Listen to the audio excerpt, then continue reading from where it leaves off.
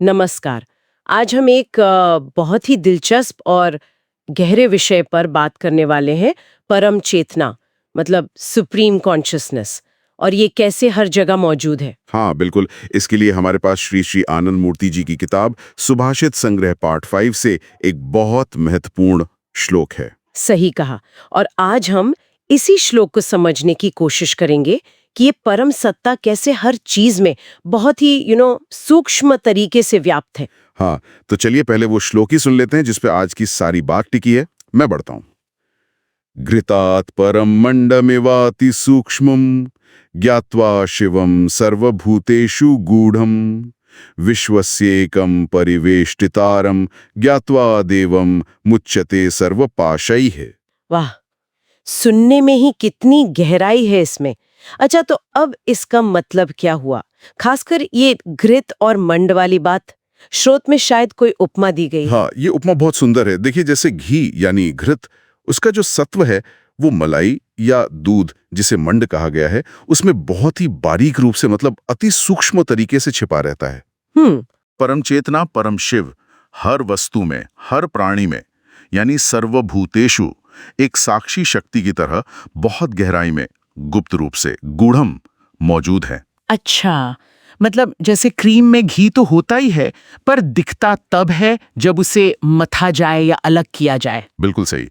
वैसे ही ये चेतना हर चीज का आधार है, पर वो छुपी हुई है, गूढ़ है। तो ये मौजूदगी सिर्फ बड़ी चीजों में ही नहीं है, मेरा मतलब अणु परमाणु तक। हाँ, यही तो कमाल की बात है।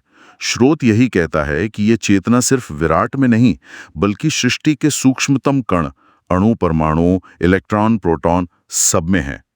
और इसे समझाने के लिए दो शब्द इस्तेमाल हुए हैं, प्रोत और ओत। प्रोत और ओत, ये क्या है? देखिए, जब वो परम चेतना विराट सत्ता के साक्षी के रूप में होती है, मतलब पूरे ब्रह्मांड को देखती हुई, उससे जुड़ी हुई, तो उसे कहते हैं प्रोत भाव। अच्छा, विराट के साथ जुड़ाव। हाँ, और जब वही चेतना अणु के साक्षी के रूप में यानी हर छोटी से छोटी चीज के एकदम भीतर उसके सबसे पास रहती है, उसे कहते हैं ओत भाव। ओत भाव यानी कण कण में वास। बिल्कुल। तो वो सत्ता इन दोनों ही भावों से ओतप्रोत होकर पूरी सृष्टि में समाई हुई है, गहराई से, गुप्त रूप से। यानी वो ब्रह्मचक्र के नियंत्रक पुरुषोत्तम भी है और हर कण के ज्ञाता भी है ना? सही कहा। वो इस पूरे विश्व को, इस सृष्टि को चारों तरफ से घेरे हुए भी हैं, परिवेष्टितारम, और साथ ही हर कण के अंदर भी बसे हुए हैं। वो एक ही हैं जो बाहर भी हैं और भीतर भी। ये समझना तो बहुत अद्भुत है, लेकिन फिर इस सच्चाई को जानने का, इसे समझने का महत्व क्या है? श्लोक का अंत इसी तरफ इशारा करता है शायद। आपने एकदम सही मुद्दा उठाया।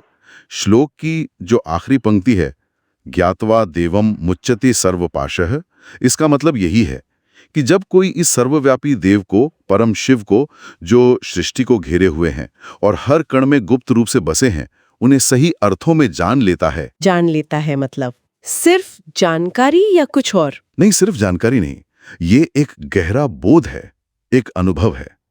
तो जब ये बोध हो जाता है, तब जीव सभी बंधनों से, सभी पाशों से मुक्त हो जाता है। मुक्त हो जाता है सभी बंधनों से। हाँ, यही ज्ञान, यही बोध मुक्ति का रास्ता है, और इसे हम भविष्य की ओर, प्रगति की ओर एक कदम की तरह देख सकते हैं। अपनी असलियत को पहचानना, ब्रह्मांड से अपने जुड़ाव को महसूस करना, यही तो सच्ची उन्नति है। तो संक्षेप में ये श्लोक हमें ये बताता है कि परम चेतना कोई हमसे बहुत दूर की शक्ति नहीं है। बिल्कुल नहीं। बल्कि वो तो यही है, हर जगह, सृष्टि के रेशे रेशे में, वैसे ही जैसे मलाई में घी का सार छुपा होता है। हाँ, एकदम सही। और ये हमें एक गहरे सवाल के साथ छोड़ जाता है ना?